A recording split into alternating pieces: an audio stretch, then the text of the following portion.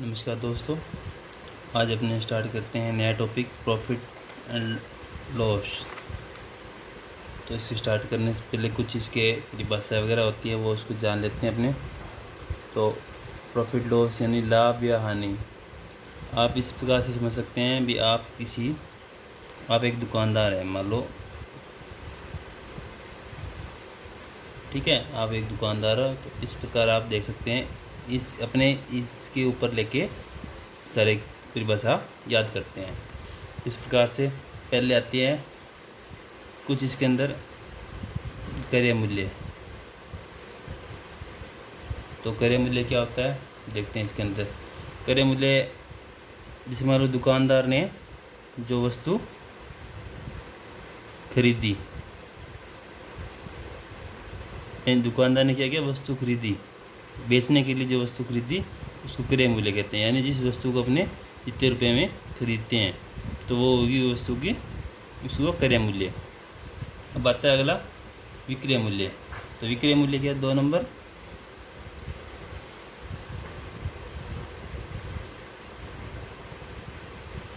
जिस पे दुकानदार क्या करेगा, वस्तु को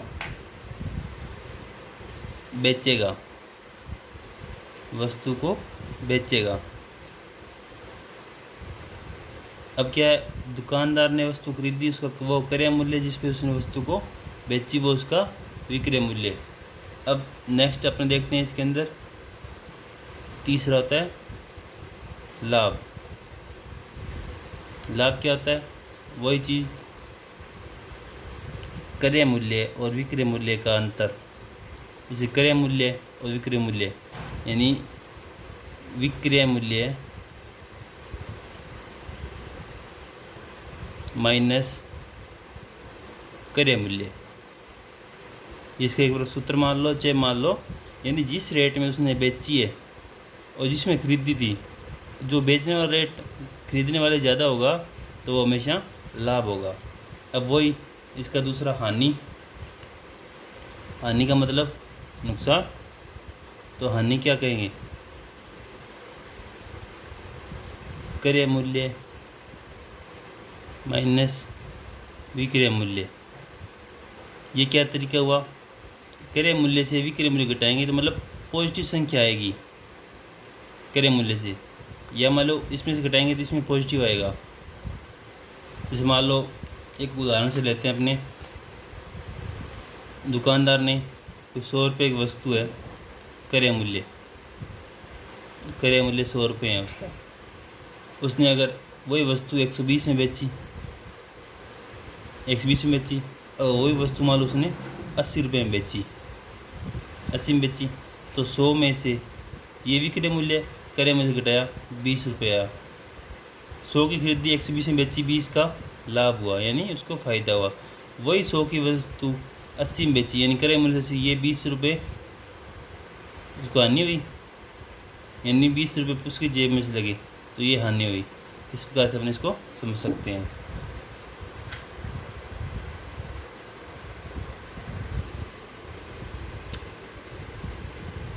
क्रय मूल्य को अपने CP यानी कॉस्ट प्राइस, विक्रय मूल्य क्या लिखेंगे अपने को,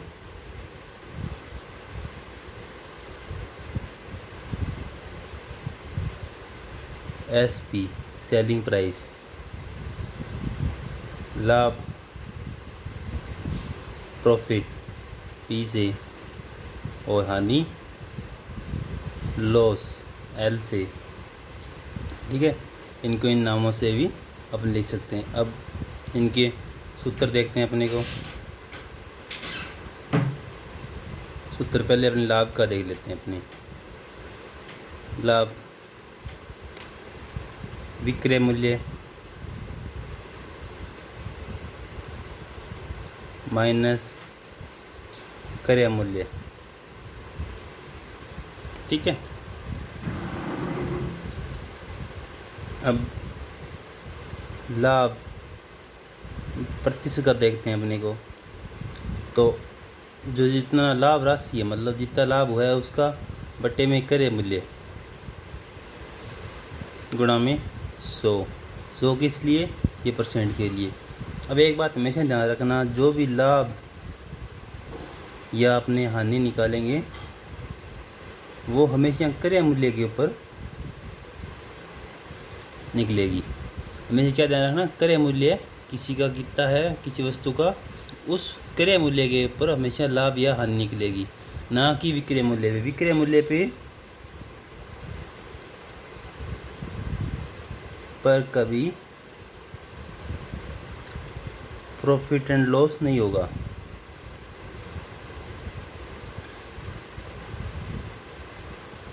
ठीक है, हमेशा ध्यान रखना, कोई भी वस्तु का क्रय मूल्य होगा उसी पे लाभ या हानि होगी। अब इसी प्रकार हानि का फॉर्मूला देखते हैं अपने को। हानि का देखते हैं तो हानि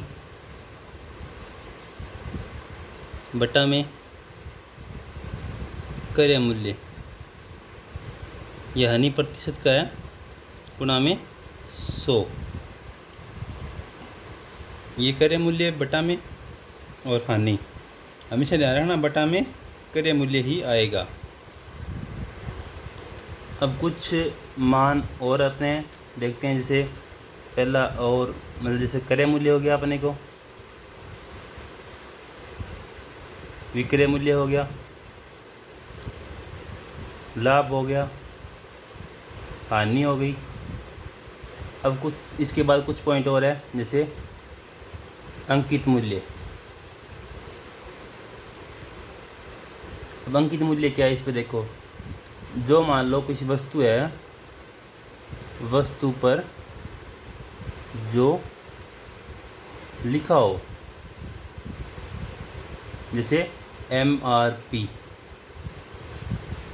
किसी वस्तु पर देखा हुआ आपने MRP लिखा हो, जैसे MRP लिखा हो भाई टैक्स के साथ लिखा हो, ऐसे को मतलब MRP लिखा हो, जैसे मान लो 125 रुपये, किसी वस्तु मान लो 125 रुपये, अपनी वस्तु मिल रही है 120 में मिल रही है, कितने मिल रही है अपने, लेकिन उस पर लिखा हुआ MRP 125 रुपये, वो होता है उसका अंकित मूल्य है। अब जैसे मान लो उसका क्रय मूल्य मान लो 80 रुपये है, विक्रय मूल्य उसका मान लो 100 रुपये है, तो अंकित मूल्य 125 रुपये है। मान लो जिस वस्तु को 80 में लेके आ रहा है, 100 में बेच रहा है, लेकिन उस पर लिखा हुआ 125 रुपये है, वो होगा उसका अंकित मूल्य, ये होगा विक्रय मूल्य। लाभ कितने का हो रहा है? 20 का। ठीक है, अब 20 का लाभ हो रहा है, 100 की वस्तु 100 रुपये में बेच रहा है, लेकिन उस पर लिखा है 125 है, लेकिन ये 25 रुपये का जो अंतर आ रहा है उसको क्या बोलते हैं? छूट, या एक नई राशि है ये छूट, या बट्टा बोल सकते हैं इसको। यानी दुकानदार उसको अपने को छूट दे रहा है, 25 रुपये की छूट दे रहा है, भाई 25 रुपये में आपसे कम ले रहा हूँ। ये उसको एक प्रकार से स्कीमें दे सकता है, ये ऑफर मतलब दे सकता है, या मतलब डायरेक्ट छूट दे सकता है इसके अंदर। ठीक है, ये होती है छूट, एक नई राशि। अंकित मूल्य, पहले क्रय मूल्य, विक्रय मूल्य, लाभ, हानि और अंकित मूल्य, और फिर आती है इसकी छूट। ये छूट के रूप में अपने इसको दे सकते हैं। अब ये देखो छूट का परसेंट निकालने के लिए, अब ये ध्यान रखना छूट कितने रुपए की है, छूट रुपए में बटे में अंकित मूल्य गुणा में 100। अब यहाँ पे अंकित मूल्य, लेकिन दो सूत्रों में पहले क्या देखा था अपने? क्रय मूल्य। छूट हमेशा अंकित मूल्य पे होगी। अब इसका क्या तरीका होगा कि हमेशा ध्यान रखना कि जिस वस्तु जो भी छूट या जो भी लाभ हानि होगी, वो जितने रुपए उसके लगेंगे उस पे होती है। जैसे मान लो क्रय मूल्य पे जितने रुपए लगे उस पे होगी, अंकित मूल्य पे छूट हो रही है, इसका मतलब कितने रुपए पे छूट कर रही है, कौन से रुपए छूट कर रहा है। जैसे 125 की वस्तु अपने दी हुई यहाँ पे 125 की 100 रुपये में दे रहा है, तो मतलब किस पे छूट दे रहा है? ये 100 पे तो नहीं दे रहा ना, किस पे दे रहा है? यानी आपको बोल रहा है 25 में आपको छोड़ रहा हूँ, तो किस पे छोड़ रहा है? 125 पे छोड़ रहा है ना। तो ध्यान रखना ये अंकित मूल्य पे उसकी छूट होगी, ये उसका विषय ध्यान रखना। छूट के लिए हमेशा अंकित मूल्य, क्योंकि ये मैंने बाद में करवाया ना इन दोनों को, अंकित मूल्य और छूट को, तो इसलिए अंकित मूल्य और विक्रय मूल्य को ध्यान रखना। और इसमें क्रय मूल्य, और देखो अंकित मूल्य का मैंने बाद में कराया, छूट का अलग है, अंकित मूल्य अलग है, ये इसका अलग ध्यान रखना। और ये छूट परसेंट के लिए अंकित मूल्य इसका होगा। ठीक है, ध्यान। अब इसके थोड़े क्वेश्चन करके देखते हैं अपने।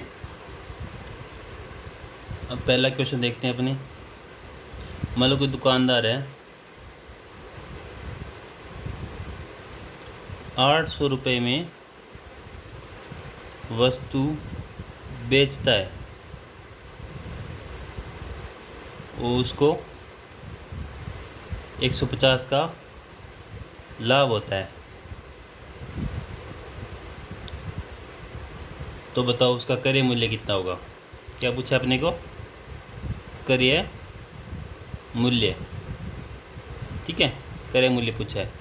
तो क्रय मूल्य विक्रय मूल्य से हमेशा कम या ज़्यादा हो सकता है क्या? हाँ जी, हो सकता है। क्या हो सकता है? अगर उसमें अपने लाभ हो रहा है तो क्रय मूल्य विक्रय मूल्य से कम होगा, और हानि हो रही है अगर, तो क्रय मूल्य विक्रय मूल्य से ज़्यादा होगा। तो अपने इसमें क्या हो रहा है? लाभ हो रहा है, तो 800 का लाभ हो रहा है माइनस 150 माइनस किया तो बराबर क्या आ गया? 650। अब इसका सूत्र देखते हैं अपने को। लाभ का फॉर्मूला क्या था? विक्रय मूल्य माइनस क्रय मूल्य। तो क्या पूछा है? क्रय मूल्य निकालना है। ये माइनस का इधर आके प्लस का हो जाएगा क्रय मूल्य, ये प्लस के इधर आके माइनस हो जाएगा विक्रय मूल्य माइनस लाभ। ये एक अलग फॉर्मूला बन गया। इसमें 650 रुपये आ गया। और क्वेश्चन देखते हैं इसके आगे।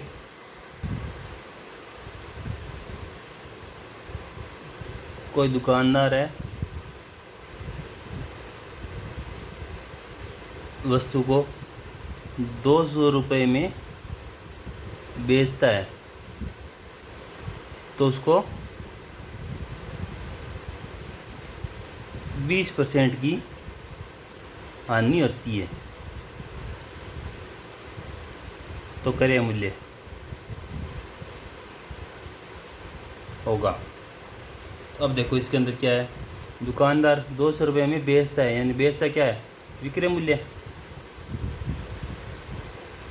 विक्रय मूल्य 200 रुपये। ठीक है। अब क्या 20% की हानि हो रही है? हानि प्रतिशत, यानी 20% हानि हो रही है। अब अपने को पता है कोई चीज़ हानि हो रही है तो हानि और लाभ किस पे निकालते हैं? क्रय मूल्य पे। ठीक है, क्रय मूल्य पे निकालते हैं। अब इसके शॉर्ट सिंपल तरीका है कि किस प्रकार अपने इसको क्वेश्चन करेंगे। एक तो तरीका होता है पूरे सूत्र याद करके करो। नॉर्मल तरीका देखते हैं अपने। तो हानि हो रही है कितने रुपए की हो रही है? 20% की हो रही है। टोटल अपने डायरेक्ट उत्तर निकालने का तरीका देखते हैं अपने। टाइम कम होता है एग्जाम में, इसलिए डायरेक्ट उत्तर निकालने का सिंपल तरीका देखते हैं। इसमें हमेशा मान के चलना 100%। सिंपल तरीका है, हमेशा 100% मान के चलना। अपनी कोई चीज़ माननी 100%। इसमें देखना है आपको लाभ हुआ है हानि हुई है। अगर लाभ हुआ है तो 20 जोड़ दो, हानि हुई है तो 20 घटा दो। 200 रुपये है, कितने क्या हुआ है? 20% का हानि हुई है, तो ये कितना हुआ? 20 की हानि हुई है, मतलब 100 में से 20 कम हुए, तो ये 80 बच गया। यानी ये 80 बराबर है गुणा में 100। 100 क्यों? यानी कितना निकालना है अपने को। ठीक है, यहाँ पे 100 कितने परसेंट निकालना है, यानी क्रय मूल्य 100% था ना, यानी हानि हुई कम हुआ है, यानी 100% निकालना है अपने को। तो ये देखो 0 से 0 गया, 4 ये गया, 2 पर गया, ये कितना हुआ? 5 बार, 2 का फिर गया 50, यानी 250 रुपये। अब इसके अंदर एक क्वेश्चन और करके देखते हैं अपने को। अब क्वेश्चन देखते हैं, तीसरा क्वेश्चन देखते हैं अपने को। मेरे को दुकानदार है, 300 रुपये की वस्तु बेचता है। ठीक है, उसको 20% की हानि होती है। ठीक है, अगर उसको 20% लाभ चाहिए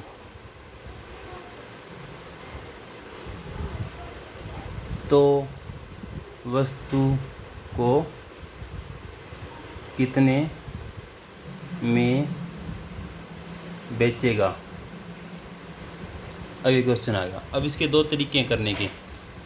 पहला मान लो 100%, सिंपल तरीका, शॉर्ट मेथड। इसका सिंपल मान लो 100% मान लिया, 20% हानि हुई है, 300 रुपये है। 300 रुपये क्या किया उसने, बेचा है।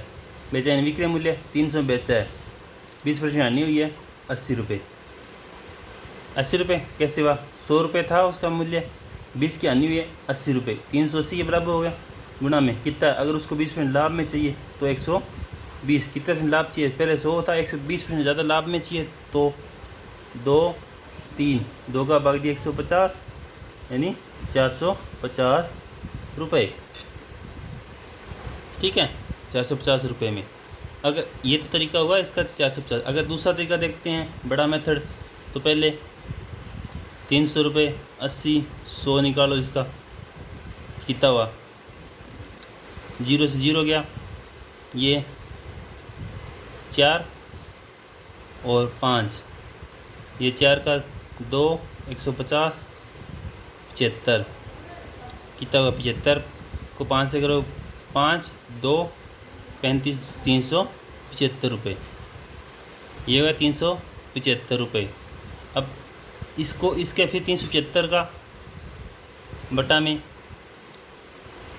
100 या इसको 120 करके निकालना पड़ेगा, यानी बड़ा मेथड होगा। इसको इतना बड़ा मेथड करने के बजाय आप डायरेक्ट कर सकते हैं। यानी 300 रुपये कोई चीज़ थी, वस्तु थी, 20% हानि हुई, मान लिया 100%। कोई चीज़ 100 रुपये की थी, मान लो 100 रुपये मान लिया, 20 की हानि होती है तो 20 की हानि होती है, वो वस्तु रहेगी 80 रुपये की। यानी 80 की बेची, कितने की बेचनी है, मैंने 120 की बेचनी है तो 120 किया और 300/80 × 120। ठीक है, आज के लिए इतना काफ़ी है। इसको आप क्वेश्चन करके देखिएगा। धन्यवाद।